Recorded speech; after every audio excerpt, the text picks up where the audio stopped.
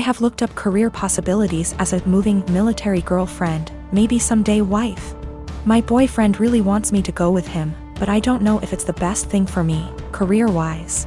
Currently, I'm in school, going for my bachelor's degree. I only have 2 years left, and after that, I plan on getting into law school.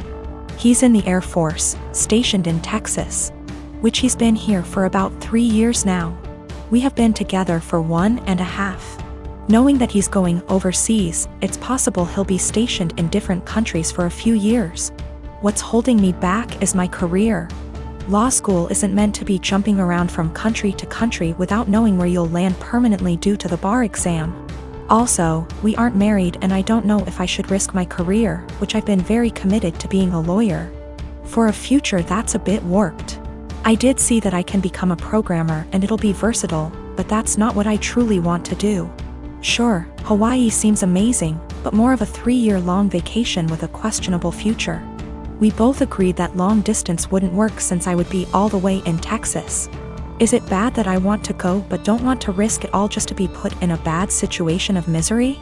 Also, if I do go, I'd have to transfer schools and go to school in Hawaii. That's already a very high tuition that has to be paid by FAFSA and student loans.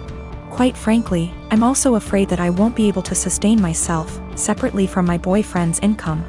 I like to feel independent and know that I can fend for myself.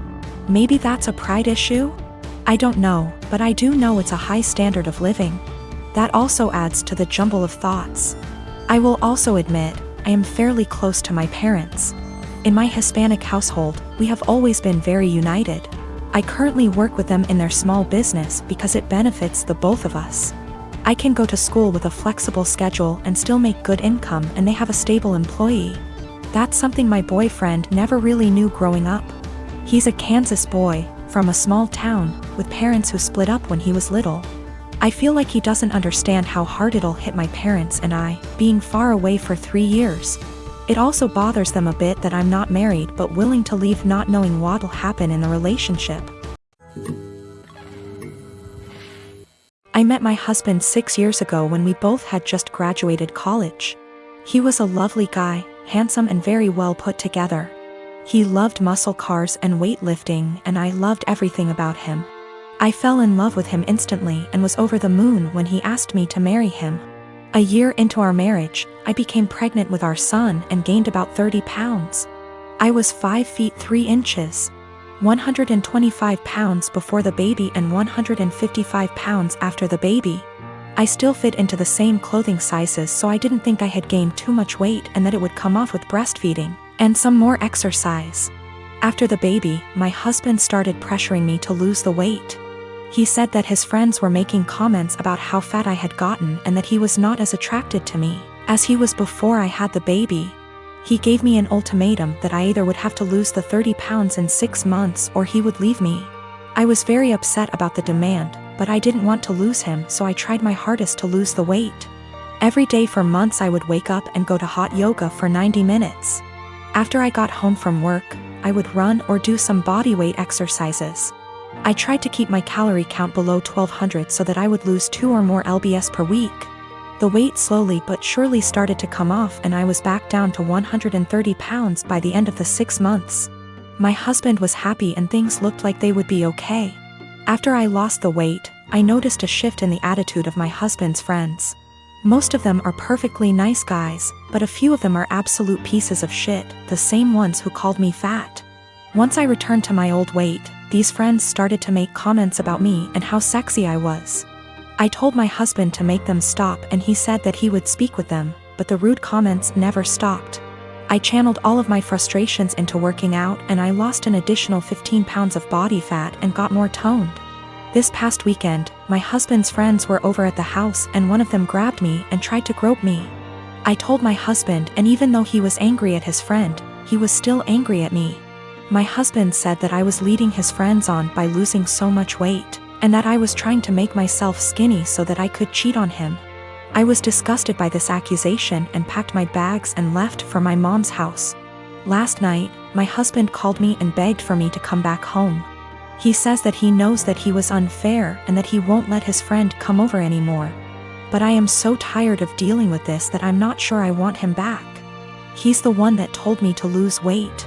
But now he's blaming me for being too skinny, and I'm afraid he's going to make me develop an eating disorder. But I also still love my husband, and it hurts me to be apart from him. I have a beautiful wife who loves to serve others. We bought a home down the street from my family.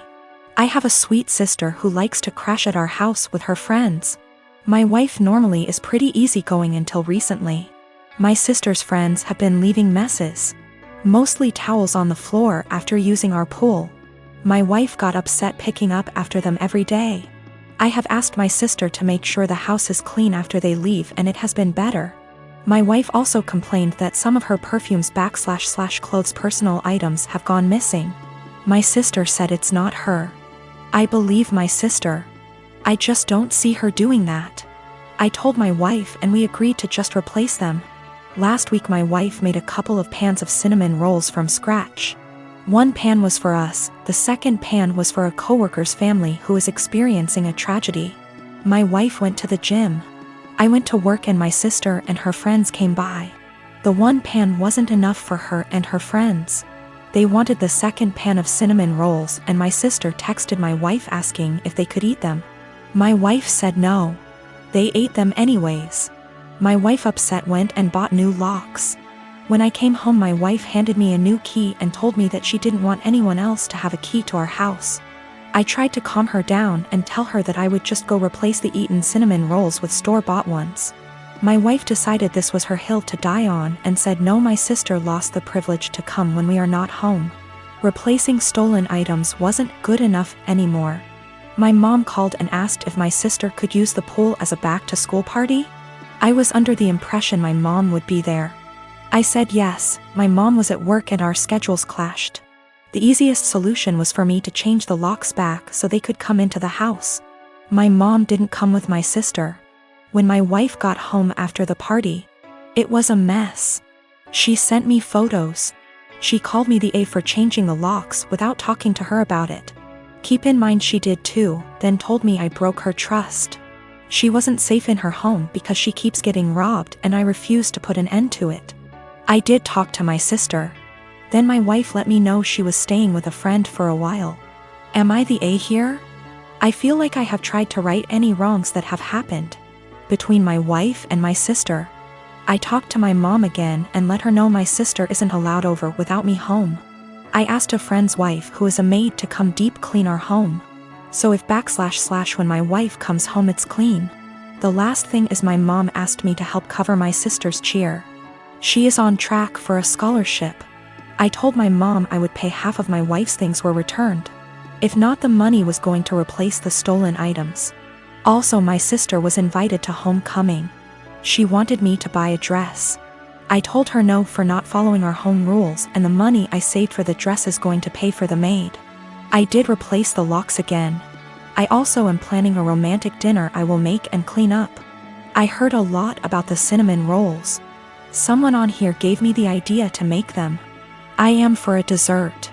My sister had a bag of my wife's things. More than I thought was gone. Most items are in poor shape. The big thing is she had my wife's grandmother's ring I thought was in the safe. I had no idea it was gone. My sister said that she found it on my wife's nightstand during the party. She forgot she had it on when she left our home. The ring isn't valuable, it's just sentimental. I told my mom who the ring belonged to. My mom lost it. My sister is now grounded. My wife is coming home. I am staying at a friend's house until we can work some of this out. I already stated it, but I did put the locks back on my wife bought. My family doesn't have that key. My mom called my wife last night and asked what my sister can do to fix / replace the damaged items. My wife said have her meet me every morning at 5 a.m. I decided to tag along and see what my wife had planned, trying to support her in whatever punishment she decides to do. You know, the cinnamon rolls. My wife's co-worker's 4 years old is in the final stages of cancer. My wife's plan is for my sister and her to prepare breakfast, get their other kids up and ready for the day, start laundry, basic cleanup. so her coworker and his wife can spend as much time as he can with the sick child before work. My sister was silent the whole time coming back home. I can tell it really hit her that her life isn't as hard, even being grounded. I'm a 28 and I have a sister. For the sake of story, I'll just call Jane. Jane is married to Bob and they have 2 kids, boy and a girl. My niece and nephew are wonderful kids and no trouble at all. They fight as siblings do, but nothing big. I love them. Now for about 2 years, I did live with my sister. It was a miserable time that really affected our relationship. She saw me as free labor, money, and babysitting. Even when I managed to get a small part-time job, she demanded I hand over nearly half my pay or get out. It was hell as she took completely advantage of me. I moved out as soon as I could and we have little contact outside of family gatherings. Now after I moved out, she started complaining how she has no help with the kids and never gets a break. I babysit sometimes, but I have made it clear, just 'cause I am off work, doesn't mean I want an 8-hour day with my niece and nephew. Anyway, she started talking about how she wanted to foster a kid. Not a kid, but a teenager. I pressed her for more info on this. She wants to adopt a teenager so she has a live-in babysitter for her kids. This is her logic. I want a kid around 16 or 17, someone who may have been in the system for a while. They can share a room with your nephew. She only has a 3-bedroom house, or sleep in the garage. They can help me with housework, chores, cook, and help me with my business. She bakes and sells cookies, also babysit the kids so me and Bob can go out sometimes or have some alone time. They'll be so grateful for a home and won't complain. I won't have to pay them at all. And then when they turn 18, I can just sign up for another foster kid. A teenager will be so much easier than a little kid. They will be grateful just to have a roof, food, siblings if they have been separated from their real ones, and clothes. I was horrified. Told her it was a horrible idea. She didn't listen to me. She went on with it anyway. About a month ago, a social worker showed up at my apartment to ask me some questions about my sister. She had put me down as a character witness or something like that. I immediately told the social worker why my sister really wanted to foster a kid and how she treated me when I lived with her. The lady thanked me. My sister called crying, saying that she wouldn't be considered for any adoptions or fosters. The social worker told her that they felt her home and her weren't a good fit. She asked if I said anything and I told the truth.